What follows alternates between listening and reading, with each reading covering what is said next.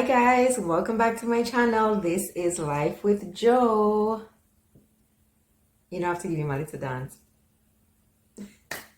Anyways, I know you probably missed me and wondering where the hell is this girl starting a YouTube channel and then taking off.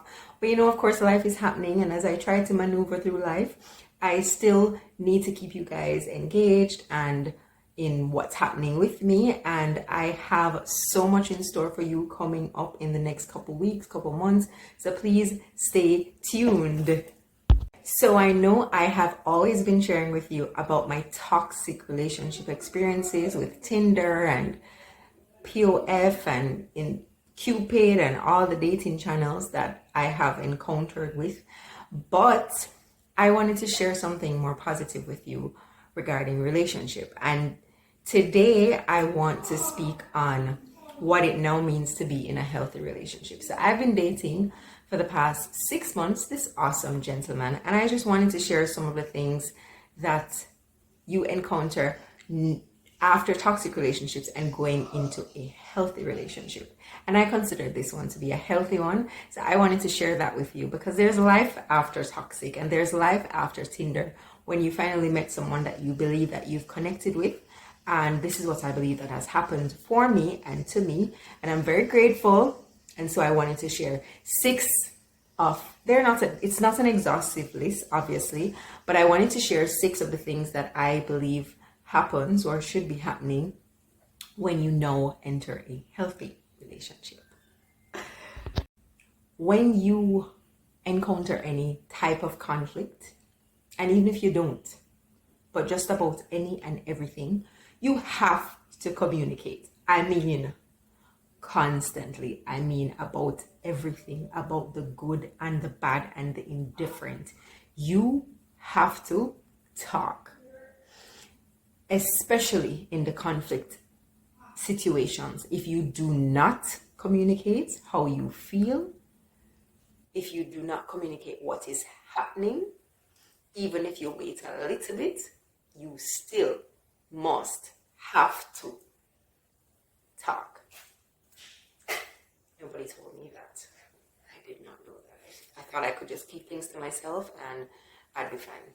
But no, in a healthy relationship, gotta open your mouth, gotta be open, gotta talk. There is no such thing as this is how I am, take it or leave it.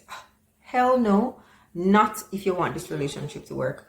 We all have toxic traits. All of us have toxic traits that we need to get rid of that will not work in your next healthy relationship. And we have to be able to recognize those things and guess what? Decide that we're going to make some needed changes.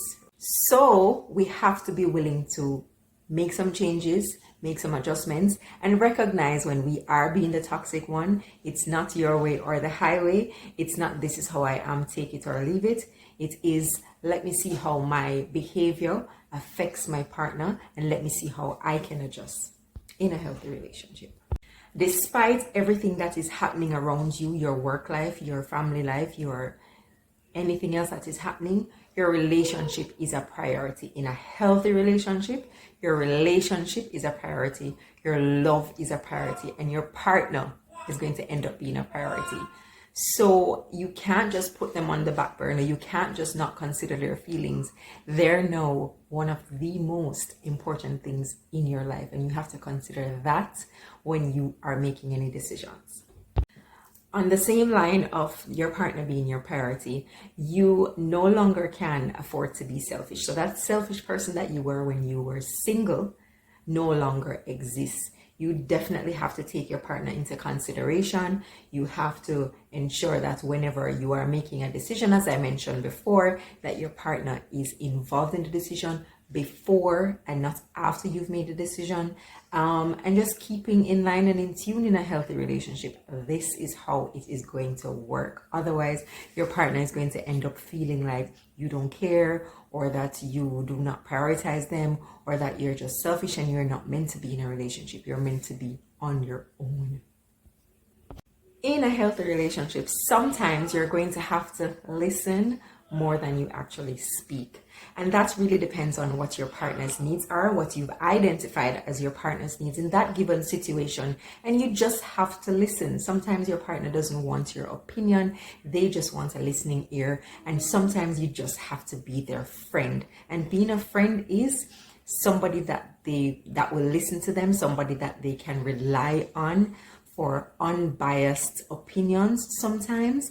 And sometimes it's just you shutting up and just being there for the person. In a healthy relationship, that's what happens. Yeah. And I think this one is a big one for me. You have to be open to be loved.